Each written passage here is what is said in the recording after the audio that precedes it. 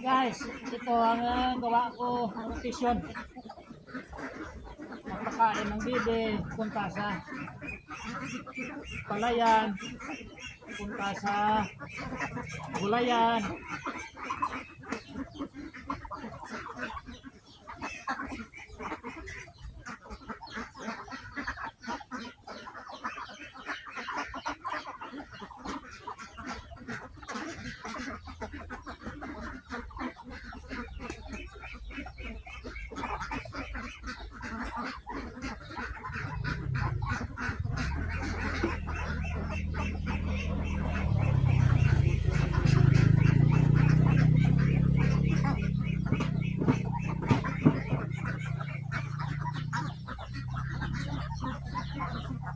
Lakas na nila kumain.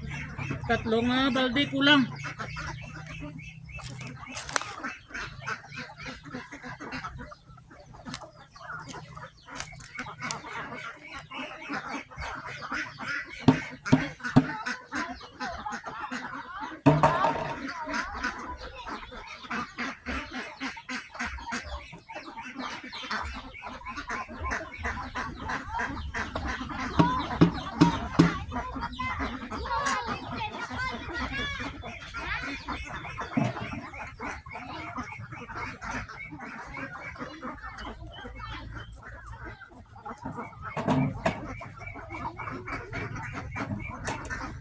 Oh, pagod.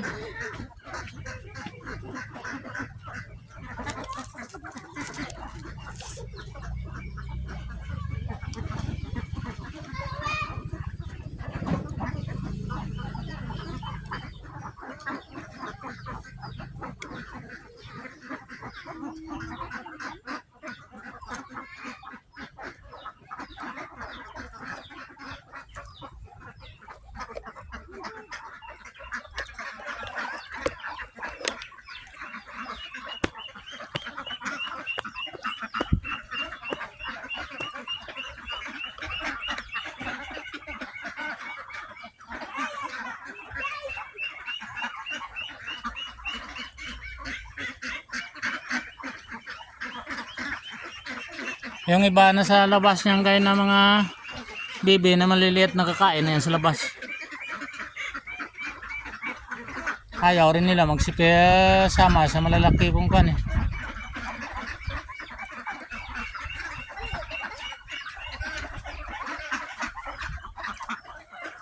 Oh, nasa loob yung pilay.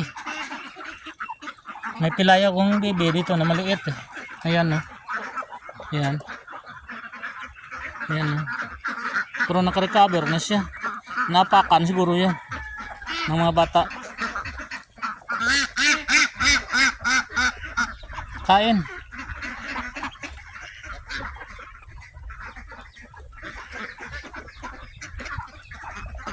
Ayun mga kapatid nyo doon. Oh.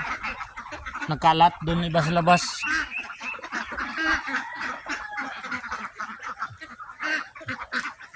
Busog na rin yung maliliit na nakakain na sa labas. Kasama yung mga pato.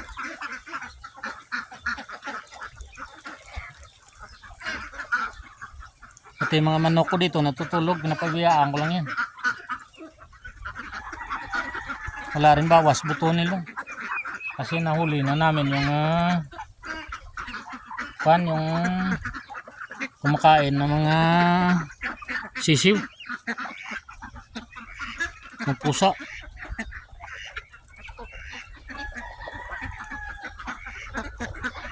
Yan ang manok ko niyan. Diyan yan natutulog sa kabila. May mga pato pa rin ako doon na naglilimlim sa kabila. May dalawang itlog na rin ako nakuha dito. Kaninang umaga. Pero matataas pa yung mga puwet nila. Alam mo yan kung mangingitlog na lahat ay bumababa yung mga puwet nila. Matataas pa yung iba. Oh.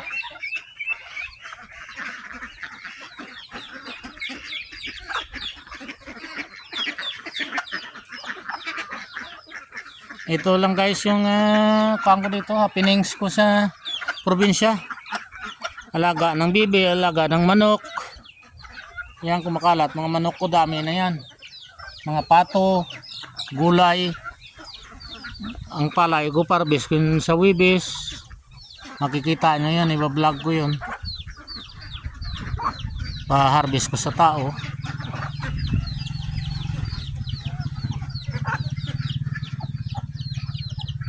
Busog na sila.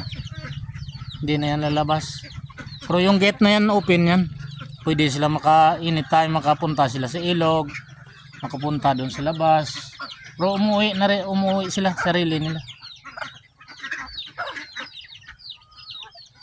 Pero yung maliliit hindi pa sumasama. Hindi sumasama sa malalaki. Ayaw ko rin dalhin sa ilog hindi pa nila alam mag-uwi. Dito lang yan, pinapakyatan ko lang ng tubig dyan. Yan, lumalabas sila sa labas doon sa palayan. Pero sa ilog hindi ko pinapapunta pa. Yan ang isang bibi ko, cute to. Kasabay niyan malapit na mangitlog. Siya maliit pa rin.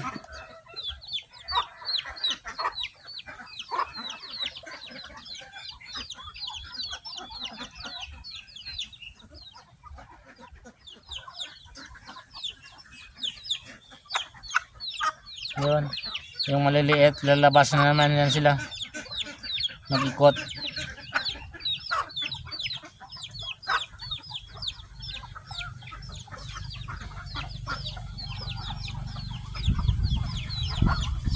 Sinasaktan ng mga manok yung may sakit na bibi.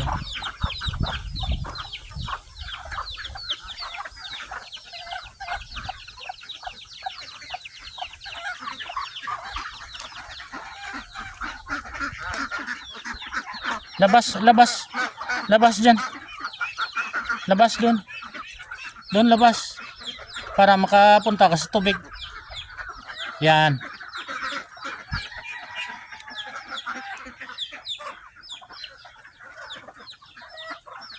Dito yan dati kinukulungan ko ng mga maliliit dito yan. Pero ngayon nagpagawa ko ng kulungan ko doon. Pero medyo malaki-laki na sila, pinapalabas ko na sila dito. Hindi ko na kinukulong dito.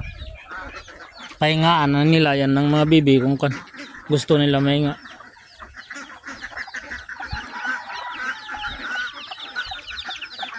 Yan, ubos nila, pagkain nila.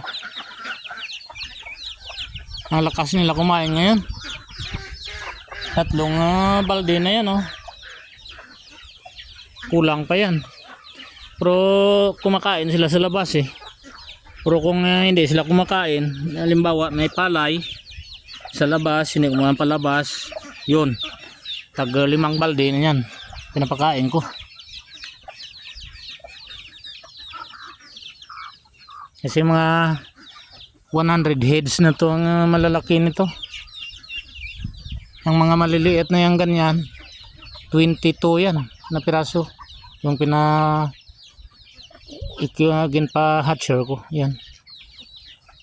Pero yung isang huli ko nito parang hindi mabuo. Isang buwan na yun.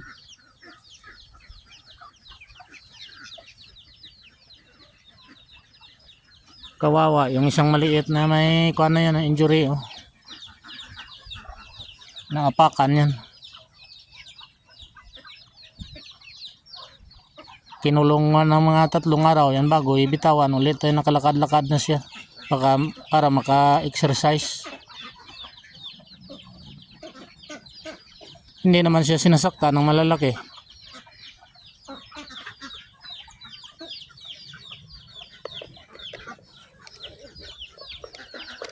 Posisyon dito guys yung damit ko yan pag nag-alaga ka ng hayop mga